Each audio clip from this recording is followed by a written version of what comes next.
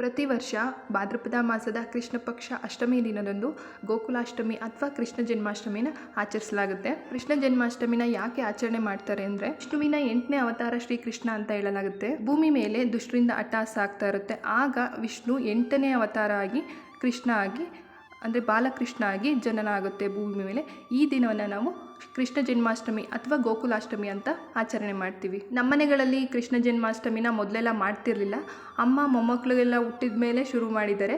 ಹೋದ ವರ್ಷದಿಂದ ನಾವು ಮಾಡ್ತಿದ್ದೀವಿ. ಹೋದ ವರ್ಷ ಊರಲ್ಲೇ ಇದ್ದೆ. ಅಮ್ಮ ಮತ್ತು ನನ್ನ ತಂಗಿ ಸೇರ್ಕೊಂಡು ಎಲ್ಲ ರೆಡಿ ಮಾಡಿಕೊಟ್ಟಿದ್ರು. ನಾನು ಪೂಜೆ ಮಾಡಿದೆ. ಈ ವರ್ಷ ಪ್ರತಿಯೊಂದು ಕೆಲಸನೂ ನಂದೇ, ಇಲ್ಲಿ ಬೆಂಗಳೂರಲ್ಲಿ ಇರೋದ್ರಿಂದ. ಮನೆಯೆಲ್ಲ ಮೊದಲು ಕ್ಲೀನ್ ಮಾಡಿ ಆಮೇಲೆ ನಾನು ಪಾಪು ಇಬ್ಬರು ಫ್ರೆಶ್ ಅಪ್ ಆಗಿ ಅವನ್ನ ಸ್ವಲ್ಪ ಹೊತ್ತು ಮಲಗಿಸಿ ನೈವೇದ್ಯ ಮಾಡೋಣ ಅಂತ ಹೋದೆ. ಕೃಷ್ಣ ಸುಧಾಮನ ಸ್ನೇಹದ ಸಂಕೇತ ಅವಲಕ್ಕಿ.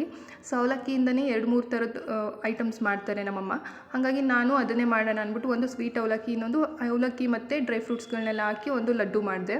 ಪ್ರಸಾದ ರೆಡಿ ಮಾಡೋ ಅಷ್ಟರಲ್ಲಿ ಸಿಯಾನ್ಶು ಇದ್ದ. ಅವನು ಎದ್ಮೇಲೆ ಅವನಿಗೂ ರೆಡಿ ಮಾಡಿ ಮತ್ತು ನಾನು ರೆಡಿಯಾಗಿ ಇಬ್ಬರೂ ದೇವ್ರ ಪೂಜೆ ಮಾಡಿದ್ವು. ನಮಗೆ ಕೃಷ್ಣ ಜನ್ಮಾಷ್ಟಮಿ ಸ್ಪೆಷಲೇ ಈ ವರ್ಷ ಎಲ್ಲ. ಯಾಕಂದರೆ ನಮ್ಮ ಜೊತೆ ನಮ್ಮ ಮನೆ ಪುಟ್ಟ ಕೃಷ್ಣ ಸಿಯಾನ್ಶ್ ಇದ್ದಾನೆ. ನಾವು ಪೂಜೆ ಮಾಡಿ ಮುಗಿಸೋಷ್ಟರಲ್ಲಿ ವಾಸನು ಬಂದರು. ಬೆಳಗ್ಗಿಂದ ನನ್ನ ಜೊತೆ ಇದು ಬೋರ್ ಹೊಡೆದಿರುತ್ತಲ್ಲ, ಅವ್ನಿಗೆ ಅವರಪ್ಪ ಬಂದ ತಕ್ಷಣ ಫುಲ್ ಖುಷಿ ಆಗೋಗುತ್ತೆ. ಬ್ಲಾಗ್ ಸ್ವಲ್ಪನಾದ್ರೂ ಇಷ್ಟ ಆಗಿದ್ರೆ ಲೈಕ್ ಶೇರ್ ಮಾಡಿ.